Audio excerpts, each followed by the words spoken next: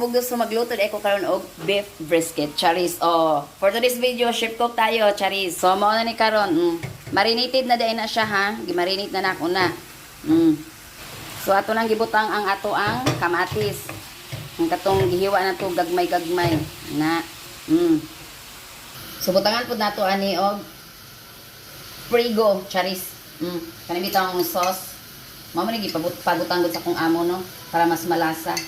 Yan. So, nilagay na rin natin ang ating, ayan, carrot at saka ang ating yellow onion. Yan. Tapos, lagyan na rin natin yan ng konting tomato sauce. And then, mag-additional tayo ng water. Ayan, para lumambot yung ating beef. And then, pakuluan lang natin yan mga langga. Ayan. So, ilalagay natin ang ating last na tomato, mga kabugdo. Ayan. Yung malalaking hiwa ng tomato.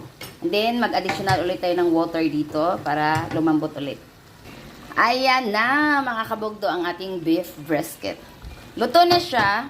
So, nasa inyo kung mas palalaputin nyo pa ng sobra. Pero para sa akin, okay na to. Kasi nga, yung alaga ko is need ng sabaw. Pero a little bit more pa na medyo, ano ng konti, charis. Medyo masabaw pa pala siya ng konti. Ayan, konting kulo pa. Ayan, it's done mga kabugdo. So, this is our dinner for tonight. Ayan, thank you for watching. Mwah.